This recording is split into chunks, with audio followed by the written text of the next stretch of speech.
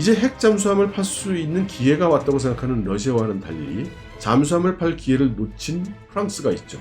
프랑스는 아주 크게 반발하고 있는데 호주에게 공급을 하고 있던 잠수함 계약이 파기됐다는 측면에서 당연한 일로 생각이 됩니다. 그런데 현재 진행되고 있는 상황을 보면 그저 단순하게 잠수함 계약을 해지당했기 때문에 화가 난 것 같지가 않습니다. 그렇다고 보기에는 프랑스의 반응이 매우 격렬하거니와 다른 유럽 국가들도 여기에 동조하고 있기 때문입니다. 저는 프랑스의 분노, 그리고 어쩌면 유럽의 분노가 어느 정도 수준인지, 그 강도가 얼만큼인지 대해서 우리가 좀 인지해야 될 필요가 있다고 봅니다. 심지어 프랑스가 나토에서 탈퇴할 가능성이 있다는 그런 말까지 나오고 있으니까 말이죠. 프랑스의 장 이브 르드리앙 외무장관은 바이든 행정부에 대해서 비난을 했습니다. 당연하겠죠. 트럼프 대통령의 일방주의적이고 예측할 수 없고 무례한 파트너 스타일을 바이든 대통령도 계속하고 있다고 비판을 했습니다. 그러면서 그는 이 사건은 신뢰 위기로 이어졌다면서 이 모든 것은 해명이 필요한데 시간이 좀 걸릴 것이라고 했습니다. 다시 말해서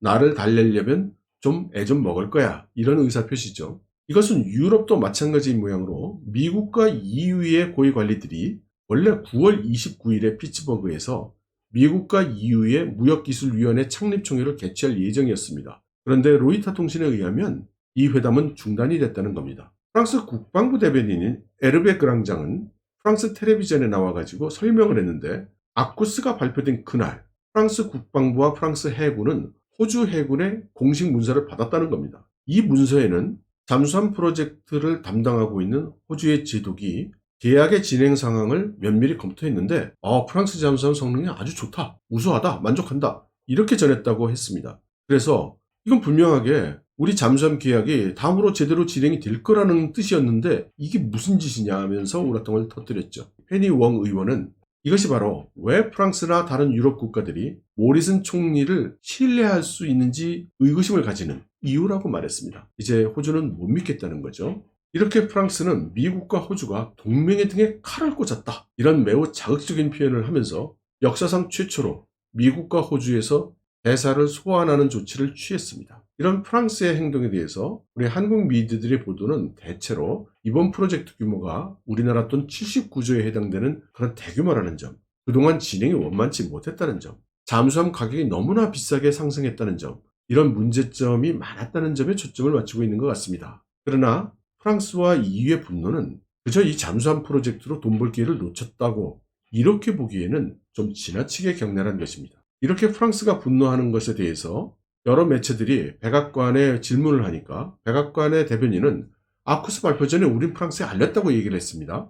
그런데 프랑스는 전혀 전달받지 못했다고 했죠. 프랑스나 미국이 거짓말을 했을 리는 없습니다. 이것은 대체로 미국이 아쿠스 동맹 결정 프로세스에서 그 과정 동안에는 프랑스나 유럽의 정보를 공유하지 않고 발표 직전에서야 프랑스에 알렸을 가능성이 있는 것이죠. 그리고 실제로 마크롱 대통령이 자신이 동맹 발표 나기 몇 시간 전에야 이 사실을 알았다고 이야기를 한 바로 증명이 됐습니다. 그런데 우리나라의 경우 지난 13일에 한호주 외교국방 장관 회담이 있었습니다. 제가 그 외교부 내의 채널로 들은 바로는 이때 호주 쪽에서는 아쿠스 관련해서 여하 언급이나 암시가 없었다고 했습니다. 하지만 정의용 외무장관은 이때 당시 호주의 마리스 페인 외교장관이 알려줬다고 이렇게 최근 밝혔죠. 그러니까 이 소식은 각 나라의 최고위급 인사들만 비밀리에 알고 있었던 셈입니다. 그리고 이것은 한국은 알고 있었지만 프랑스는 모르고 있었다는 게 되고, EU의 태도를 볼 때 다른 유럽 국가들도 모르고 있었을 가능성이 크죠.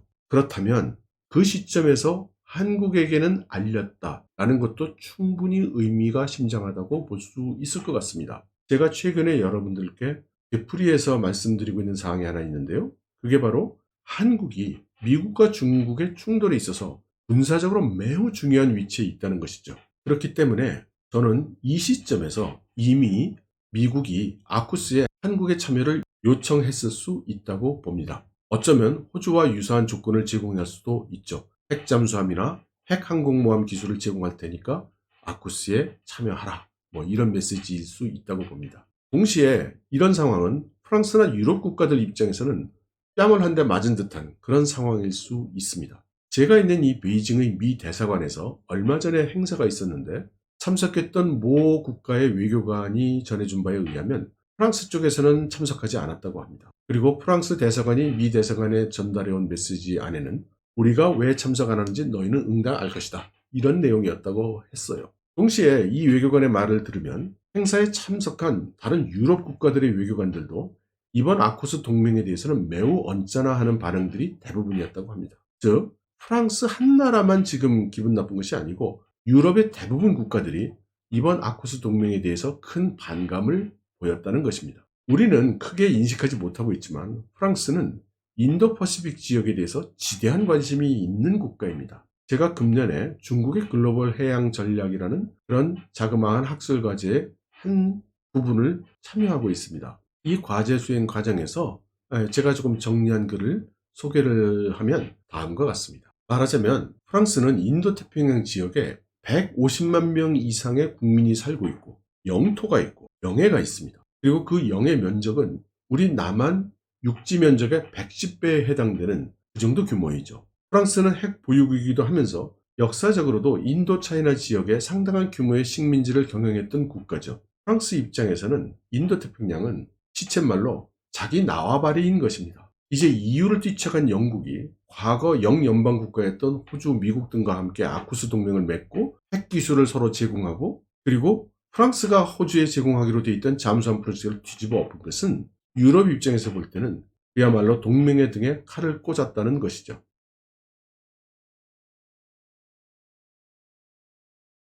바이든 대통령은 중국과 각을 세우는데 동참하지 않으려고 했던 이런 프랑스나 유럽의 분노를 예상하지 못했던 것으로 보입니다. 그러나 프랑스의 분노는 이게 작은 일이 아니었죠. 그동안 유럽을 중국과 너무 멀어지지 않도록 미국과 중국 사이에 균형을 잡으려고 노력해왔던 독일의 메르켈 총리가 이제 퇴장을 하죠. 그리고 EU의 의장국이었던 독일의 임기도 금년에 끝이 납니다. 그래서 내년 1월 1일부터는 프랑스가 EU의 의장국이 되죠. 그렇게 되면 유럽과 미국 사이의 관계가 분명히 지금까지처럼 부드럽지는 않을 겁니다. 그렇기 때문에 프랑스와 아코스 균열을 과소평가하면 안 된다는 그런 미디어의 보도들도 있었습니다. 프랑스가 유럽 전체를 대변하지는 않겠지만 트랜스 아틀란틱, 미국 유럽 간의 관계에 있어서 여러 가지 어려움을 줄 수 있다는 거죠. 화급해진 호주의 모리스 총리는 프랑스의 분노를 이해한다고 또 언론에 발표를 했습니다. 그런데 이 언론 발표 내용을 보면요, 모리스 총리의 태도에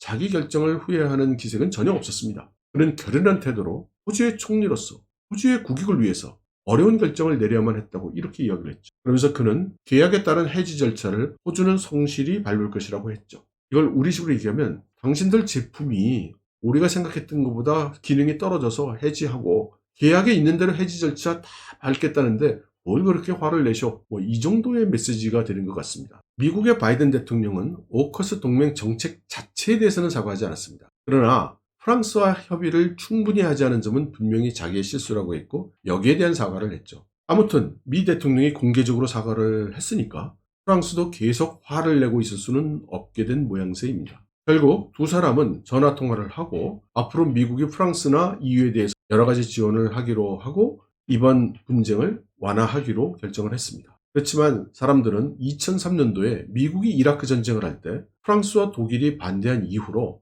미국, 프랑스는 가장 큰 갈등 상태에 있다고 합니다. 프랑스는 단순히 체면을 잃거나 잠수함 계약 때문에 이러는 것이 아니고 본질적으로 인도 태평양 지역에서 어느 정도의 영향력, 어느 정도의 지분을 갖기를 원한다는 것이 대부분의 전문가들의 의견입니다. 프랑스가 인도 태평양에 영토가 있어서다 이런 정도가 아니고 앞으로 인도 퍼시픽이 21세기의 주요 흐름을 결정할 것이기 때문이라는 거죠.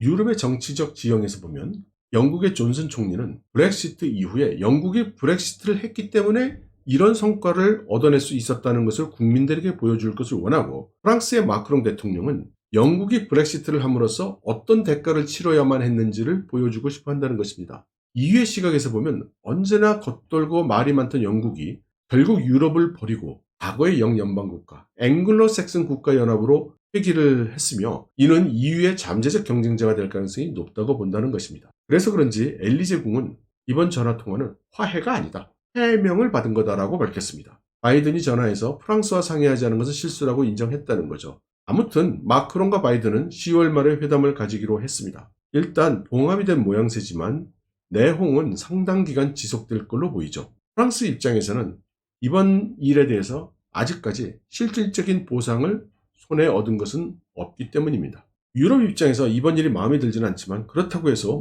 미국을 버리고 중국 편에 쓴다 이럴 수도 없죠. 늑대를 피해서 호랑이 입속으로 들어갈 사람은 없으니까 말이죠.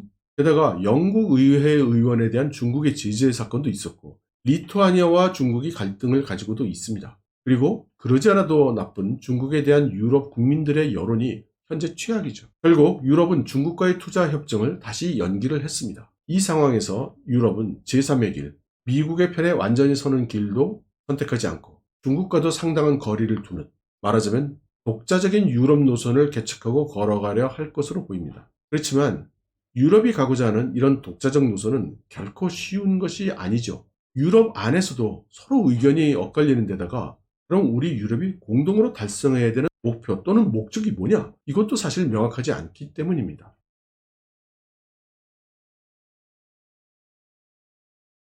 종합해본다면 아쿠스는 비밀리에 미, 영, 호주 세 나라 지도자 등 최고위층끼리의 비밀 협상으로 신속하게 그리고 서둘러서 이루어진 것으로 보이고 그 주동자는 호주의 모리스 총리였고 미국과 영국은 그러지 않아도 군사력을 강화해 나가고 있는 호주에게 핵 잠수함, 토마호크 미사일, 그리고 AI, 사이버, 5G 등등에서 기술을 제공하는 이제 그런 내용이죠. 이들의 목적이 중국이라는 것은 삼척동자도 알 수 있는 일이지만 왜 이런 식으로 화급하게 진행이 됐는지에 대한 의문은 여전히 가시지 않습니다. 대부분의 중국 사람들도 이해를 할 수 없는 것이고 저 또한 뭔가 개운하게 이해되지는 않습니다. 그래서 이번에 바이든 미국 대통령이 백악관에서 쿼드 정상대면회의를 처음으로 주최를 했는데 여기에 관심을 가질 수밖에 없었죠. 백악관 성명에 따르면 쿼드 4국은 신종 코로나 바이러스, 기후변화, 신기술, 네트워크 보안 등등의 분야에서 실용적 협력을 추진할 예정이라고 했습니다. 그렇지만 전문적인 매체 분석에서는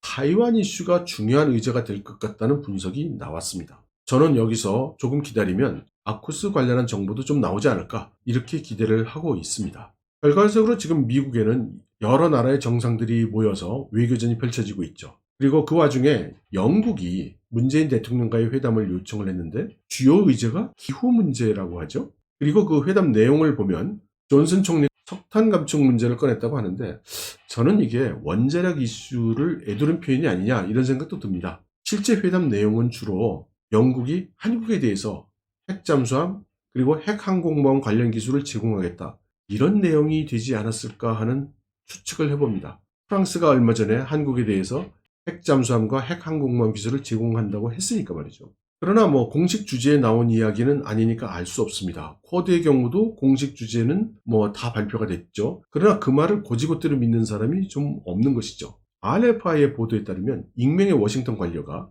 이 회의에서 코로나 백신이 주로 논의될 것이라고 하면서 또 이번 회의가 역사상 중요한 의미를 가질 것이라고 했다고 합니다. 그러니까 뭔가 진행이 되고 있는 거죠. 앞서 타이완이 이슈에 들어갈 것이라는 그런 전문가들의 분석이 나온 것으로 볼 때 타이완에 관한 것이 아니냐는 그런 추정도 할 수가 있습니다. 잘 알 수는 없지만 타이완을 점진적으로 국가로 인정하는 방안이 추진된다든가 그에 준하는 사건이 될 수도 있겠죠. 그렇다면 아마 경천동지할 일이 일어날 수도 있을 것 같습니다. 그리고 가능성은 적지만 혹시 한반도에 대한 이야기도 좀 나오는 거 아닌가 그럴 가능성도 배제할 수 없어 보입니다. 쿼드 정상들은 쿼드와 중국을 연계하는 질문에 대해서 일관되게 쿼드는 군사 목적이 아니고 따라서 군사적 이슈는 쿼드에서는 다뤄지지 않는다 이렇게 대답하고 있습니다. 한국의 한 미디어가 미국이 한국의 쿼드 참여를 희망한다는 그런 보도를 했는데 제가 이 보도 내용을 보니까 거기 전화 인터뷰로 보이는 내용이 나오는데요. 이거를 미국이 한국의 쿼드 참여를 희망했다고 하기는 좀 어정쩡한 것 같습니다. 이 보도에 출연한 미국 관련은 쿼드의 목적이 인도태평양의 안정에 있고 우리는 한국이나 유럽의 국가들도 동참하기를 원한다고 이렇게 대답을 했죠.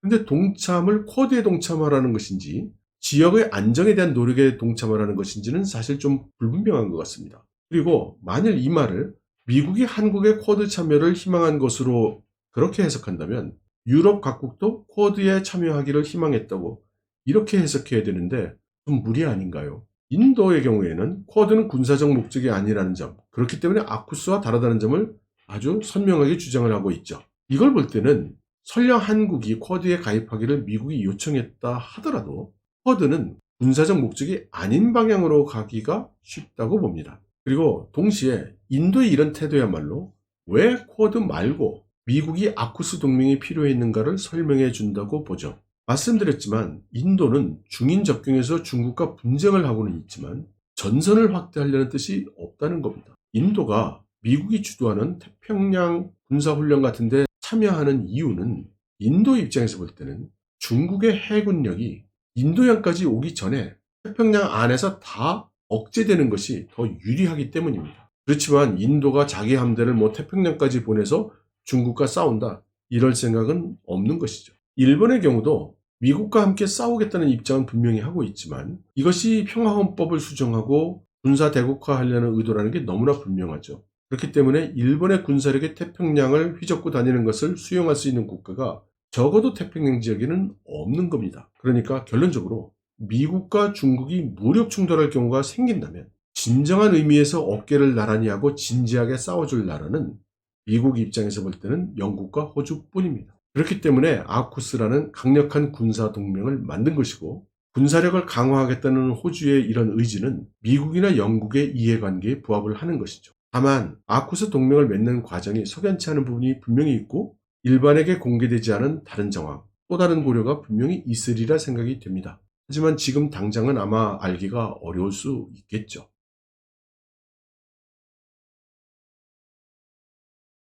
이러한 각국의 움직임에 대응하는 중국의 입장이야말로 쉽지가 않습니다. 일단 중국은 아쿠스를 비난한 성명을 발표를 했지만 이게 입으로 비난하는 것에 그친다면 실효적인 영향을 주지 못할 가능성이 충분히 있죠. 뭔가 유효한 대응을 해야 되는 것입니다. 만일 별다른 조치를 취하지 못하면 중국의 위상은 저하될 것이고 앞으로 중국이 이런저런 위협을 하거나 큰 소리를 칠 때 먹히지 않게 될 가능성이 있는 것이죠.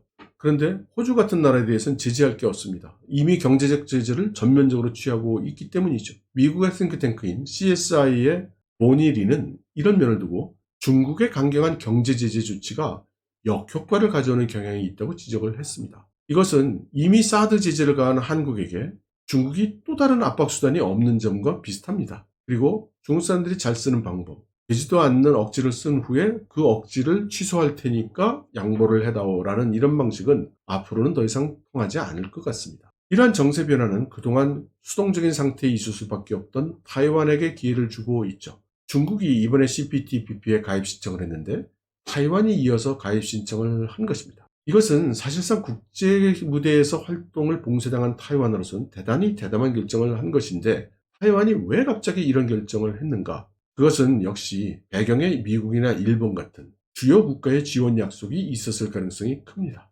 어쩌면 앞서 말씀드린 역사상 중요한 의미를 가지는 결정과도 관련이 있을 수도 있죠. CPTPP의 경우에는 가입 요청에 대해서 모든 회원국이 동의를 해야 되기 때문에 이것이 정말 이루어질지는 의문입니다. 그러나 타이완이 가입 신청을 했다는 일 자체가 국제 정세가 지금 달라지고 있다는 그런 상징이기도 합니다. 아무튼 중국 입장에서는 이 나라 저 나라 경제 제재 조치를 전가의 보도처럼 휘두르고 있었는데 점점 더 효과가 없어지고 있죠. 더군다나 미국 입장에서는 여러 나라들과 중국과의 충돌이 일어날수록 기뻐하겠죠. 그러니까 중국 입장에서 볼 때는 그것도 좋은 결과가 아닌 겁니다. 그러니 중국의 외교가 지금 상당히 답답한 국면에 들어가고 있는 것은 분명한 것 같습니다.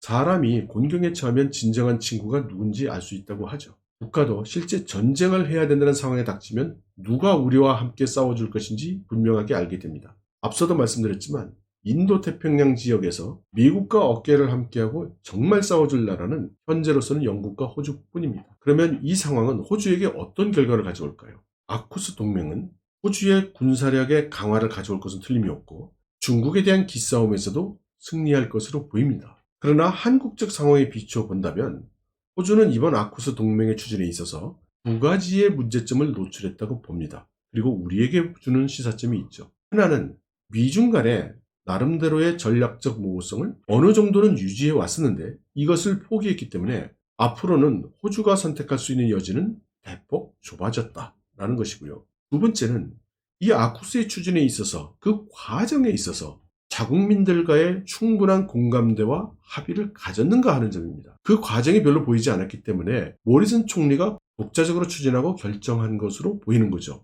이것은 당장은 큰 문제가 되지 않겠지만 이후 예상하지 않았던 대규모의 무력 충돌이 중국과 일어난다거나 경제가 됐던 사회적인 문제가 됐던 국민들의 피해가 발생할 경우 국민들의 의사를 충분히 수렴하지 않았던 과정이 두고두고 문제가 될 수 있을 것으로 보입니다. 우리 대한민국도 현재 아주 중요한 전환기적 시점에 와 있죠. 그리고 오늘날 우리가 어떤 결정을 내리는가에 따라서 우리와 우리 자손들에게 중대한 결과를 가져올 수도 있는 시기일 것 같습니다. 우리 한국은 민주국가이죠. 이러한 정도로 국운을 결정하는 커다란 의사결정이 밀실에서 이루어져서는 안 될 것 같습니다. 물론 모든 것을 다 밝히라는 뜻은 아닙니다. 하지만 어느 정도 시기가 무르익는다면 우리의 국가 전략과 대응 전략은 국민적 차원의 논의를 꼭 거쳐야 할 것이라고 생각합니다. 그래야만 우리 모든 국민들이 그 결과를 받아들일 수도 있고 그에 따른 결과에도 이의를 달지 않고 따를 수 있을 테니까 말이죠.